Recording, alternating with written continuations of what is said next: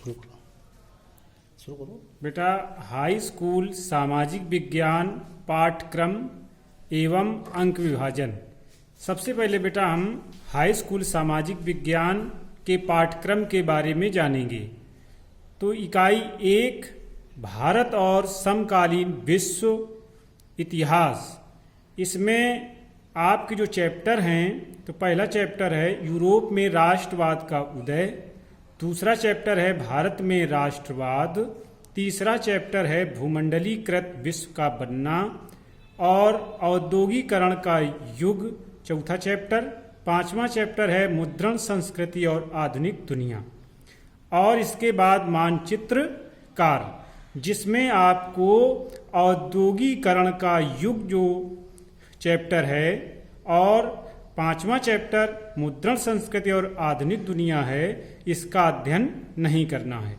आपको अध्ययन करना है यूरोप में राष्ट्रवाद का उदय, भारत में राष्ट्रवाद, जो 9 अंक, यानी इसमें आपको 9 अंक मिलेंगे, और भूमंडलीकृत विश्व का बनना आपके लिए 6 अंकों का ये चैप्टर।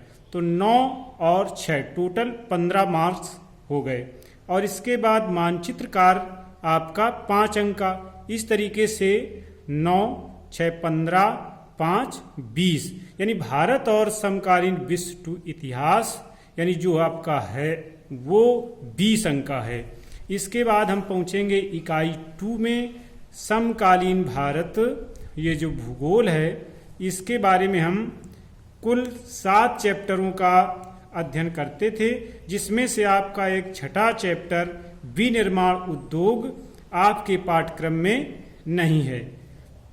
संसाधन एवं विकास पहला चैप्टर, दूसरा चैप्टर वन एवं वन जीव संसाधन, तीसरा चैप्टर जल संसाधन, चौथा चैप्टर कृषि, पांचवा चैप्टर खनिज तथा ऊर्जा संसाधन, और छठवां चैप्टर जो विनिर्माण उद्योग है उसका आपको अध्ययन नहीं करना है, और 7वां चैप्टर राष्ट्रीय अर्थव्यवस्था की जीवन रेखाएं, और नेक्स्ट मानचित्रकार आपका है 5 नंबर का।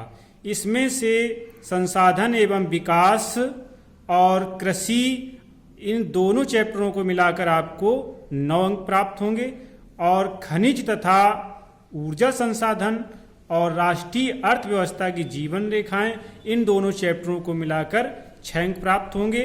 तो 9 और 6 15 अंक, और मानचित्रकार के हो गए 5 अंक। इस प्रकार टोटल अंक हुए 20 अंक, यानी समकालीन भारत, ये जो भूगोल के अंतर्गत आप से 20 नंबर के क्वेश्चन हैं, जिसमें से 5 अंक मानचित्र के हैं और 9, 6, 15 अंक आपके को चैप्टर नंबर 2 और चैप्टर नंबर 4 से हैं, और चैप्टर नंबर 5 और 7 से 6 अंक हैं, जिसमें से वन एवं वन जीव संसाधन और तीसरा चैप्टर है जल संसाधन। ये जो भी पाठ हैं, इन पाठों से केवल मानचित्र एवं प्रोजेक्ट कार्य और जो भी दूसरे और तीसरे चैप्टर, इनमें आप विशेष ध्यान देंगे, इनसे कोई भी प्रश्न परीक्षा में नहीं पूछे जाएंगे। सिर्फ मानचित्र और प्रोजेक्ट कार्य के लिए ही प्रश्न पूछे जाएंगे। दूसरा और तीसरा चैप्टर, इस जगह आप विशेष ध्यान देंगे।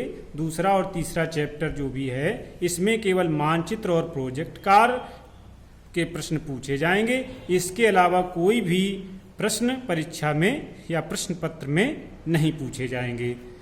अब आगे चलते हैं बेटा इकाई 3, जो लोकतांत्रिक राजनीति नागरिक शास्त्र के अंतर्गत सबसे पहला चैप्टर है सत्ता की साझेदारी, और दूसरा चैप्टर है संघवाद, और तीसरा लोकतंत्र और विविधता।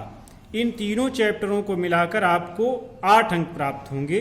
इसके आगे चौथा चैप्टर आता है जाति धर्म और लैंगिक मसले, पांचवा जन संघर्ष और आंदोलन। ये दोनों चैप्टर केवल प्रोजेक्ट कार्य के लिए हैं। बोर्ड परीक्षा में इससे संबंधित कोई भी प्रश्न नहीं पूछे जाएंगे, प्रश्न पत्र में कोई भी प्रश्न नहीं आएंगे। सिर्फ ये चैप्टर 4 और 5 केवल प्रोजेक्ट कार्य के लिए ही हैं। अगला छठवां चैप्टर राजनीतिक दल है, ये आपके पाठ्यक्रम में नहीं रखा गया है, इसे पाठ्यक्रम से हटा दिया गया है। आगे सातवां चैप्टर लोकतंत्र के परिणाम और लोकतंत्र की चुनौतियां, इन दोनों चैप्टरों को मिलाकर आपको 7 अंक प्राप्त होंगे। तो आपके 8 और 7 कुल मिलाकर 15 अंक लोकतांत्रिक राजनीति अर्थात नागरिक शास्त्र से 15 अंक पूछे जाएंगे।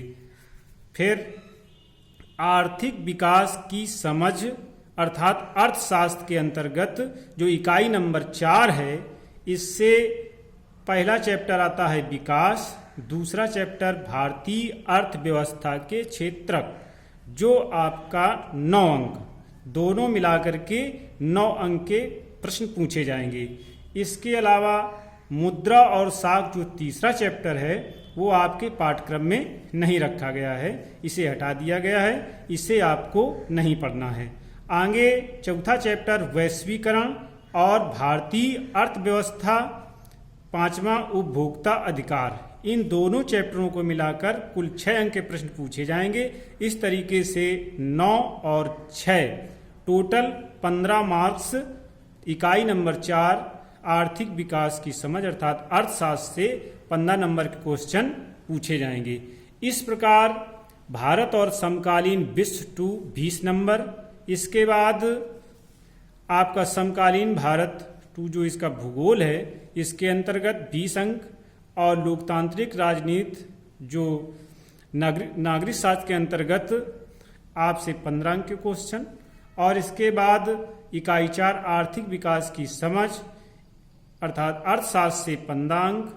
तो इस प्रकार से 20, 20, 40 और 15, 55, 55 और 15, 70, कुल 70 अंकों का आपका सामाजिक विज्ञान का प्रश्न पत्र पूर्ण हो जाएगा, जिसमें जो लाल निशान पहले क्रॉस किए गए हैं, उन चैप्टरों के बारे में आपको किसी भी प्रकार का अध्ययन नहीं करना है।